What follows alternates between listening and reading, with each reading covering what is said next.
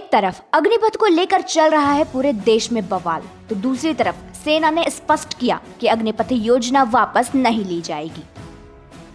अग्निपथ योजना को लेकर रविवार को तीनों सेनाओं की ओर से साझा प्रेस कॉन्फ्रेंस की गई। दरअसल इस योजना के विरोध में युवाओं और राजनीतिक दल लगातार सवाल उठा रहे हैं। कई जगहों पर युवाओं का हिंसक प्रदर्शन भी हुआ है, इसलिए योजना को लेकर उठ रहे सवाल का जवाब सेना द्वारा दिया गया।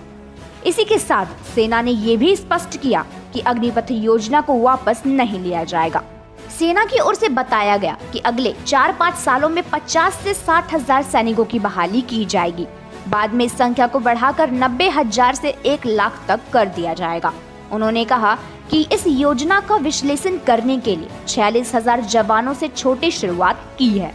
लेफ्टिनेंट जनरल बंसी पुन्नप्पा ने कहा कि सेना में अग्निवीरों की भर्ती के लिए 1 जुलाई से नोटिफिकेशन जारी किया जाएगा, जिसके बाद लोग एप्लीकेशन रजिस्ट्रेशन शुरू कर सकते हैं। भर्ती के लिए पहली रैली अगस्त के दूसरे सप्ताह से शुरू होगी। रैली में फिजिकल टेस्ट और मेडिकल होगा, उसके बाद एंट्रेंस एग्जाम होगा, फिर उन्हें कॉलेज में मेरिट के हिसाब से भेजेंगे। अगस्त से लेकर नवंबर तक 2 बैच में रैलियां होगी। पहले स्लॉट में 25,000 अग्निवीर आएंगे। ये लोग दिसंबर के पहले सप्ताह में आएंगे। अग्निवीर का दूसरा जत्था फरवरी में आएगा। देश भर में कुल 83 भारतीय रैलियां होंगी, जो देश के हर राज्य के आखिरी गांव तक होंगे। वहीं वायुसेना में 24 जून से बहाली शुरू होगी, जबकि नेवी में बहाली के लिए 25 जून को नोटिफिकेशन आएगा। नेवी के अनुसार अगले 2-3 दिनों में 25 जून तक एडवर्टाइजमेंट इंफॉर्मेशन ब्रॉडकास्ट मिनिस्ट्री तक पहुंच जाएगा। उन्होंने कहा कि हमारे टाइमलाइन के हिसाब से 21 नवंबर तक हमारा पहला अग्निवीर का बैच INS चिल्का उड़ीसा में रिपोर्ट करना शुरू कर देंगे। लेफ्टिनेंट जनरल अनिल पुरी ने कहा कि अग्निवीरों को सियाचिन और अन्य क्षेत्रों में वही भत्ता मिलेंगे जो वर्तमान में सेवारत नियमित सैनिकों में लागू होते हैं। सेवा शर्तों में उनके साथ कोई भेदभाव नहीं होगा। जो कपड़े सेना के जवान पहनते हैं वही अग्निवीर पहनेंगे। जो लंगर से सेना के जवान खाते हैं वही अग्निवीर खाएंगे। जहां पर सेना के जवान रहते हैं वहीं अग्निवीर भी रहेंगे।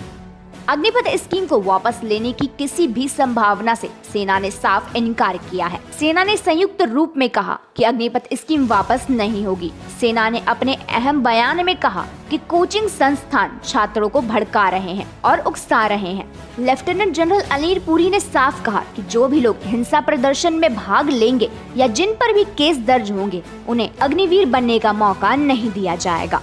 सेना ने अपनी प्रेस कॉन्फ्रेंस में कहा कि सेना को युवा लोगों की जरूरत है। आज सेना की औसत 32 साल है, इससे हम कम करके 26 साल पर लाने की कोशिश कर रहे हैं। लेफ्टिनेंट जनरल अनिल पुरी ने कहा कि युवा ज्यादा रिस्क लेते हैं। सेना ने इस सवाल का भी जवाब दिया कि आखिर 4 सालों के बाद अग्निवीर क्या करेंगे। सेना की तरफ से ये कहा गया कि उन्हें 4 साल के बाद मिलने वाले 1 लाख के साथ अग्निवीर जो चाहे वो कर सकते हैं। लेफ्टिनेंट जनरल अनिल पुरी ने कहा कि सरकार ने कहा है कि अग्निवीरों को CAPX में प्राथमिकता दी जाएगी। CAPX में आरक्षण देने का प्लान पहले से था, क्योंकि सरकार को पता था कि ये जो 75% अग्निवीर 4 साल के बाद निकलेंगे, ये देश की ताकत होंगे। राज्य की सरकारों ने स्पष्ट कहा कि पुलिस में अग्निवीरों को प्राथमिकता दी जाएगी। 4 राज्य तो ऐसे हैं जिन्होंने स्पष्ट कहा कि सभी अग्निवीरों को जॉब देंगे। इसके अलावा बैंक अग्निवीरों को प्राथमिकता देगी। इन बातों का कोई प्रूफ नहीं है कि 4 सालों के बाद ये जो सरकारें बोल रही हैं कि उन्हें प्राथमिकता दी जाएगी, वो असल में दी जाएगी या भी नहीं। पर योजना से जुड़े सभी सवालों के बीच एक सवाल ये भी है कि आखिर 4 साल की सेवा के बाद अग्निवीरों को पेंशन क्यों नहीं दी जाएगी। जहां हमारे देश में एक दिन के लिए भी कोई नेता विधायक या सांसद बनता है तो पूरा जीवन उसे उस एक दिन की नौकरी के लिए पेंशन मिलता है, तो आखिर अग्निवीरों को पेंशन क्यों नहीं। असल में आपको बता दें कि अभी हमारी रक्षा बजट से बहुत बड़ा हिस्सा वेतन और पेंशन में दिया जाता है। आगे इन अग्निवीरों को पेंशन नहीं देनी पड़ेगी, तो क्या सेना बजट को संतुलित करने के लिए ही ये स्कीम लाई गई है?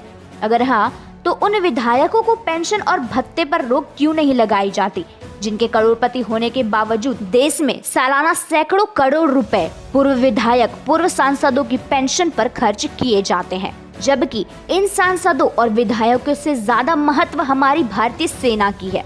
तो फिर अग्निवीरों के 4 साल की सेवा के बाद भी पेंशन क्यों नहीं?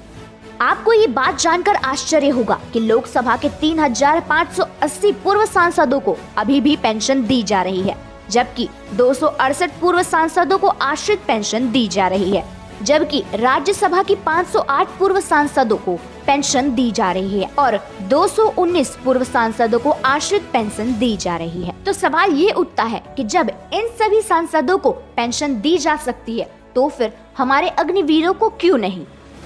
2017-18 के आंकड़ों के मुताबिक पूर्व सांसदों को हर महीने 58 करोड़ रुपए खर्च हो रहे थे। 2018-19 में यही पेंशन बढ़कर 70 करोड़ 50 लाख प्रति महीने हो गई। लोकसभा में 88% सांसद और देश में लगभग 78% विधायक करोड़पति हैं। आपको जानकर हैरानी होगी, हमारे देश में कोई नेता अगर विधायक भी बन जाए और बाद में संसद भी, तो पूर्व विधायक और पूर्व संसद दोनों की पेंशन पाता है, और विधायक अगर संसद बन जाए तो संसद की सैलरी भी उठाता है और पूर्व विधायक की पेंशन भी। यूपी, एमपी, राजस्थान समेत कई राज्यों में पूर्व विधायक कई कार्यकालों की पेंशन उठा रहे हैं। ऐसे समझिए, झारखंड में विधायक अगर एक बार बन जाएं, तो फिर चाहे 5 साल का कार्यकाल पूरा हो ना हो, विधायक जी को पूर्व एमएलए होने के नाते महीने के 40,000 पेंशन मिलते हैं, और अगर दोबारा विधायक बनते रहें तो अधिकतम 1 लाख महीने तक का पेंशन मिलता है। तो आखिर क्यों नहीं इन खर्चों पर भी रोक लगती? और यही नहीं, कई राज्यों के सीएम, मंत्री, विधानसभा अध्यक्ष, उपाध्यक्ष का इनकम टैक्स भी सरकार के खजाने से जाता है। सरकार को खर्च ही कम करना है तो फिर क्यों नहीं इन सांसदों और विधायकों की पेंशन भी बंद कर दी जाए? क्योंकि आखिर ये कैसा इंसाफ जहां हमारे अग्निवीर 4 साल अपना जीवन जोखिम में डालकर देश की सेवा करेंगे और फिर भी उन्हें कोई पेंशन नहीं।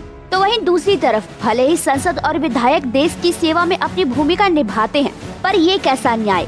एक दिन की सेवा में जीवन भर का मेवा, ये तो सही नहीं।